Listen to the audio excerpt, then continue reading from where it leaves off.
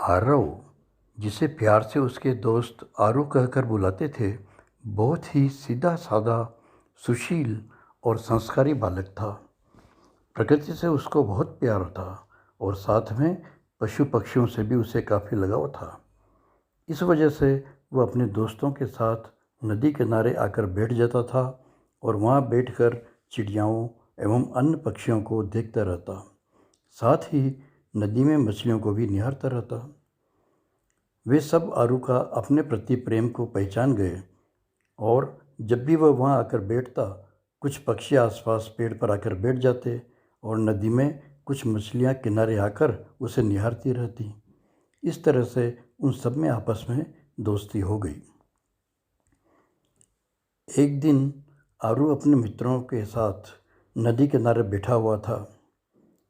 छोटी छोटी बहुत सी मछलियाँ पानी में उसके पास तैरती हुई आरू को निहार रही थीं। कुछ पक्षी भी पास के पेड़ पर बैठे हुए थे। कुछ मित्र तो चले गए और एक मित्र उसके पास वहाँ रह गया। अचानक आरू का पैर फिसला और वह नदी में गिर पड़ा। आरू को तैरना नहीं आता था। वह हाथ पैर मारने लगा। उसके मित्र भी असहाय से उसे देखते रहे। पेड़ पर बैठे हुए पक्षी जोर से चहचहाने लगे और मछलियों में भी खलबली मच गई। उन छोटी मछलियों ने तुरंत थोड़ी दूर पर ही मौजूद बड़ी मछलियों के पास पहुंचकर उनको सहायता के लिए कहा। बहुत सी बड़ी मछलियां सहायता के लिए दौड़ पड़ी। उन सभी बड़ी मछलियों ने आरू के कपड़ों को अपने मुंह से पकड़ा और उसे खींचते हुए किनारे पर ले आई, जहाँ पर पानी बहुत कम था।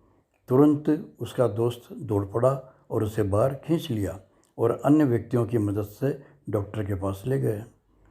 थोड़ी ही देर में आरू सही स्थिति में आ गया और घर चला गया। अगले दिन जब आरू अपने मित्रों के साथ फिर नदी किनारे पहुंचा, तो उसे देख वहां मौजूद पक्षी उछल कूद करते हुए चहचहाने लगे और मछलियां भी पानी में उछल कूद मचाकर जैसे नृत्य करने लगीं। आरू और उसके मित्र भी उनका साथ देते हुए नृत्य यानी वही डांस करने लगे।